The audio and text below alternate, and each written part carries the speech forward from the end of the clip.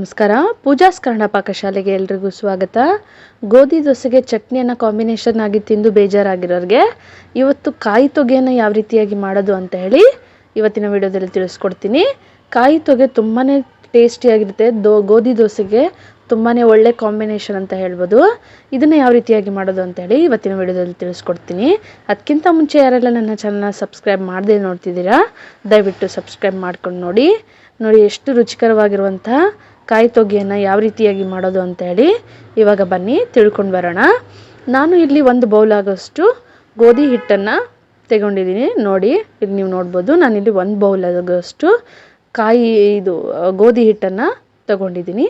ಅದನ್ನು ಒಂದು ಪಾತ್ರೆಗೆ ಹಾಕ್ಕೊಳ್ತಾ ಇದ್ದೀನಿ. ಗೋಧಿ ಹಿಟ್ಟನ್ನು ಹಾಕ್ಕೊಂಡಾದ್ಮೇಲೆ ರುಚಿಗೆ ತಕ್ಕಷ್ಟು ನಾನಿಲ್ಲಿ ಉಪ್ಪನ್ನು ಹಾಕ್ಕೊಳ್ತಾ ಇದ್ದೀನಿ. ಉಪ್ಪನ್ನು ಹಾಕ್ಕೊಂಡಾದ್ಮೇಲೆ ಅಡಿಗೆ ಸೋಡವನ್ನು ಹಾಕ್ಕೊಳ್ತಾ ಇದ್ದೀನಿ. ನೀವು ಅಡಿಗೆ ಸೋಡಾ ಹಾಕ್ಕೋಬೋದು, ಈನೋ ಕೂಡ ಹಾಕ್ಕೋಬೋದು, ಇಲ್ಲ ದೋಸೆಗೆ ಹಾಕಿದರೆ ತುಂಬಾ ಚೆನ್ನಾಗಿರುತ್ತೆ. ನೋಡಿ ಈ ಥರ ಮಿಕ್ಸ್ ಮಾಡ್ಕೋಬೇಕು ಕೈಯಿಂದ. ಈ ಥರ ಆದಮೇಲೆ ನಾವು ಯಾವ ಬೌಲ್ ತೊಗೊಂಡಿದ್ವೋ ಅದೇ ಬೌಲಿಂದ 2 ಬೌಲಷ್ಟು ನೀರನ್ನು ನಾನಿಲ್ಲಿ ಸೇರಿಸ್ಕೊಳ್ತಾ ಇದ್ದೀನಿ.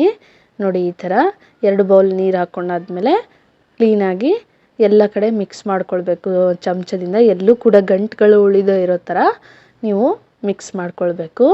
ನೋಡಿ ಈ ಥರ ಯಾವ ವಿಡಿಯೋದಲ್ಲಿ ತೋರಿಸಿರೋ ಹಾಗೆ ನೀವು ಕೂಡ ಮಿಕ್ಸ್ ಮಾಡ್ಕೊಳ್ಬೇಕು. 1 ಗಂಟೆ ಸಹ ಇರಬಾರ್ದು. ನಾವು ದೋಸೆ ಹಿಟ್ಟಿಗೆಲ್ಲ ಯಾವ ರೀತಿಯಾಗಿ ಹದ ಬರುವಾಗೆ ಮಿಕ್ಸ್ ಮಾಡ್ತೀವಲ್ಲ ಅದೇ ಕನ್ಸಿಸ್ಟೆನ್ಸಿಯಲ್ಲಿ ನಾವು ಇದನ್ನು ಮಿಕ್ಸ್ ಮಾಡ್ಕೊಳ್ಬೇಕು. 1 ಕಪ್ ಗೋಧಿ ಹಿಟ್ಟಿಗೆ 2 ಕಪ್ ನೀರು ಕರೆಕ್ಟಾದಂತಹ ಸರಿಯಾದ ಅಳತೆ ಆಗಿರುತ್ತೆ. ನೋಡಿ ಈ ರೀತಿಯಾಗಿ ಮಿಕ್ಸ್ ಮಾಡ್ಕೊಂಡಿದ್ದೀನಿ. ಈ ರೀತಿಯಲ್ಲಿ ಹದದಾಗಿದೆ. ಇದನ್ನು ಒಂದು 15 ನಿಮಿಷ ನಾವು ಹಾಗೆ ಇಟ್ಬಿಡೋಣ. ಈಗ ಬನ್ನಿ ಅದಕ್ಕೆ ಕಾಯಿ ತೊಗೆಯನ್ನು ಯಾವ ರೀತಿಯಾಗಿ ಮಾಡೋದು ಅಂತ ಹೇಳಿ ಹೇಳ್ಕೊಡ್ತೀನಿ. ಇವಾಗ ನಾನು ಇಲ್ಲಿ 2 ಗ್ಲಾಸ್ ಆಗೋಷ್ಟು ನೀರನ್ನು ಹಾಕ್ಕೊಳ್ತಾ ಇದ್ದೀನಿ. ನೀವು ವಿಡಿಯೋದಲ್ಲಿ ನೋಡ್ಬೋದು. ಈ ರೀತಿಯಾಗಿ ಒಂದು ಪಾತ್ರೆಯನ್ನು ಇಟ್ಕೊಂಡು 2 ಗ್ಲಾಸ್ ನೀರನ್ನು ಹಾಕ್ಕೊಳ್ತಾ ಇದ್ದೀನಿ. ಇದಕ್ಕೆ ನಾನು ಕಾಲರ್ಧದಷ್ಟು ಬೆಲ್ಲವನ್ನು ಸೇರಿಸ್ಕೊಳ್ತಾ ಇದ್ದೀನಿ. ನಿಮಗೆ ಸ್ವೀಟ್ನೆಸ್ಸು ಯಾವ ರೀತಿಯಲ್ಲಿ ಬೇಕಾಗುತ್ತೋ ಅಷ್ಟನ್ನು ನೀವು ಬೆಲ್ಲವನ್ನು ಸೇರಿಸ್ಕೊಳ್ಬೇಕಾಗುತ್ತೆ. ಇಲ್ಲಿ ನಾನು ಕಾಲರ್ಧದಷ್ಟು ಬೆಲ್ಲವನ್ನು ಹಾಕ್ಕೊಂಡಿದ್ದೀನಿ. ಈ ಬೆಲ್ಲ ಕುದಿಯೋಕ್ಕೆ ಇಟ್ಬಿಡೋಣ. ಇದು ಕುದೀತಾ ಇರುವ ಹಾಗೆ ನಾವು ಇದಕ್ಕೆ ಬೇಕಾಗಿರುವಂಥ ಮಿಕ್ಸರನ್ನು ರೆಡಿ ಮಾಡ್ಕೊಳ್ಳೋಣ. ನಾನು ಇನ್ನು ಒಂದು ಬೌಲನ್ನು ತೆಕ್ಕೊಂಡಿದ್ದೀನಿ. ಆ ಬೌಲಿಗೆ ನಾನು 2 ಚಮಚದಷ್ಟು ಗೋಧಿ ಹಿಟ್ಟನ್ನು ಹಾಕ್ಕೊಳ್ತಾ ಇದ್ದೀನಿ. ನಾವು ಚಪಾತಿಗೆಲ್ಲ ಹಿಟ್ಟು ಮಾಡ್ತೀವಲ್ಲ ಅದೇ ಹಿಟ್ಟನ್ನು ನಾವು ಬಳಸ್ಕೋಬೇಕು. ನೋಡಿ ಈ ಥರ ನಾನು 2 ಚಮಚ ಹಾಕ್ಕೊಂಡಿದ್ದೀನಿ. ಈ ಥರ ನೀರು ಸೇರಿಸ್ಕೊಂಡು ಅದನ್ನು ಮಿಕ್ಸ್ ಮಾಡ್ತಾ ಹೋಗಬೇಕು. ಈ ಥರ ಮಿಕ್ಸ್ ಮಾಡಿಕೊಂಡು ಎಲ್ಲೂ ಕೂಡ ಗಂಟು ಉಳಿದೇ ಇರೋ ಥರ ಒಂದು ಪೇಸ್ಟ್ ಮಾಡ್ಕೋಬೇಕು. ನೋಡಿ ಈ ಥರ ರೆಡಿ ಮಾಡ್ಕೋಬೇಕು. ಮಿಕ್ಸ್ ಮಾಡ್ಕೊಳ್ಬೇಕು. ಈ ರೀತಿಯಾಗಿ ವಿಡಿಯೋದಲ್ಲಿ ತೋರಿಸಿರೋ ಹಾಗೆ ಮಿಕ್ಸ್ ಮಾಡಿಕೊಂಡು ಇಟ್ಕೊಂಡಿದ್ದೀನಿ. ಈಗ ನಾನು ಒಂದು ಅರ್ಧ ಹೋಳಷ್ಟು ಹಸಿ ಕೊಬ್ಬರಿಯನ್ನು ತಗೊಂಡಿದ್ದೀನಿ. ಈ ಹಸಿ ಕೊಬ್ಬರಿಯನ್ನು ನೀಟಾಗಿ ಕಟ್ ಮಾಡ್ಕೊಂಡ್ಬಿಟ್ಟು ನಾನು ಮಿಕ್ಸಿ ಜಾರ್ಗೆ ಹಾಕ್ಕೊಳ್ತಾ ಇದ್ದೀನಿ.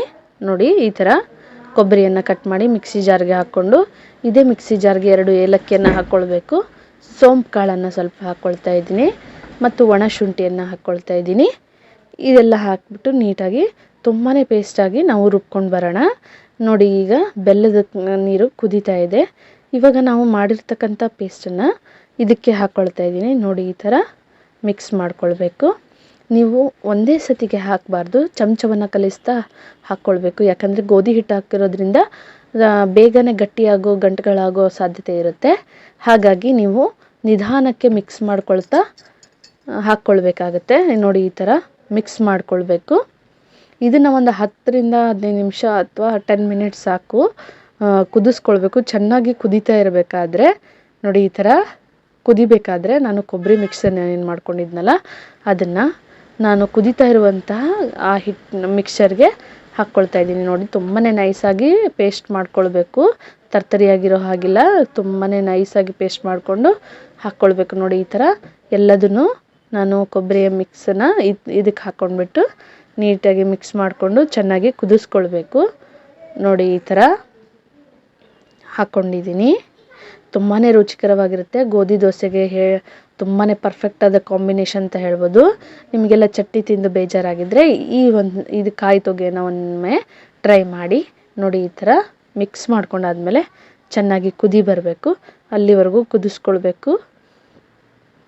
ನೋಡಿ ಈ ರೀತಿಯಾಗಿ ಕುದೀತಾ ಇದೆ. ಇವಾಗ ಇದು ರೆಡಿಯಾಗಿದೆ. ಈ ಥರ ಕುದಿಬೇಕಾದ್ರೆ ಇದನ್ನು ಆಫ್ ಮಾಡ್ಕೊಳ್ಬೇಕು. ನೋಡಿದ್ರಲ್ಲೇ ಎಷ್ಟು ಚೆನ್ನಾಗಿ ಬಂದಿದೆ ಅಂತ ಹೇಳಿ. ಇದನ್ನು ಕೂಡ ನೀವು ಒಮ್ಮೆ ಟ್ರೈ ಮಾಡಿ ಯಾವ ರೀತಿಯಾಗಿದೆ ಅಂತ ಹೇಳಿ ನನಗೆ ತಿಳಿಸ್ಬೇಕು. ಈಗ ನೋಡಿ ಗೋಧಿ ದೋಸೆ ಮಾಡ್ಕೊಳ್ಳೋಣ. ನಾನು ಹಿಟ್ಟನ್ನು ನೆನೆಯೋಕೆ ಇಟ್ಟಿದ್ನಲ್ಲ, ಅದು ಇವಾಗ ರೆಡಿಯಾಗಿದೆ. ಒಂದು ಹಂಚನ್ನು ಇಟ್ಕೊಂಡ್ಬಿಟ್ಟು ಹಂಚು ಬಿಸಿ ಆದಮೇಲೆ ನಾನು ಗೋಧಿ ಹಿಟ್ಟನ್ನು ಹಾಕ್ಕೊಳ್ತಾ ಇದ್ದೀನಿ. ಈ ರೀತಿಯಾಗಿ ಹಾಕ್ಕೊಂಡು ಚಮಚದಿಂದ ತಿರುಗಿಸ್ಕೊಳ್ಬೇಕು. ಎಲ್ಲರೂ ತಪ್ಪು ಏನು ಮಾಡ್ತಾರೆ ಅಂದರೆ ಗೋಧಿ ದೋಸೆ ಅಥವಾ ಯಾವುದೇ ದೋಸೆ ಮಾಡಬೇಕಾದ್ರೂ ಹಂಚು ಕಾದ್ಮೇಲೆ ಹಾಕುವಾಗ ಸ್ವಲ್ಪ ಉರಿಯನ್ನು ಕಡಿಮೆ ಮಾಡ್ಕೊಳ್ಬೇಕು. ಆವಾಗ ನಮ್ಮ ದೋಸೆ ಅನ್ನೋದು ತೆಳುವಾಗಿ ಕ್ರಿಸ್ಪಿಯಾಗಿ ಬರುತ್ತೆ. ತುಂಬಾ ಹೈ ಫ್ಲೇಮಲ್ಲಿ ಇಟ್ಕೊಂಡು ತುಂಬ ಜಾಸ್ತಿ ಹಂಚು ಬಿಸಿಯಾದಾಗ ಹಾಕೋದ್ರಿಂದ ದಪ್ಪವಾಗಿ ಅಲ್ಲಲ್ಲೇ ಅಂಟ್ಕೊಂಡ್ಬಿಡುತ್ತೆ. ಆದ್ದರಿಂದ ಸರಿಯಾದ ಗೋಧಿ ದೋಸೆ ಅಥವಾ ಯಾವುದೇ ದೋಸೆ ಆಗಿರ್ಬೋದು ಬರೋದಿಲ್ಲ.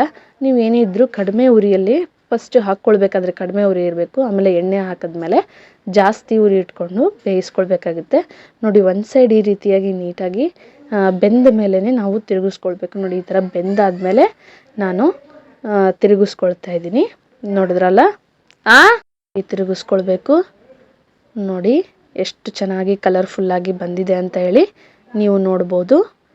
ಈ ರೀತಿಯಾಗಿ ನಾನು ಒಂದು ಪ್ಲೇಟಲ್ಲಿ ತೆಕ್ಕೊಳ್ತಾ ಇದ್ದೀನಿ.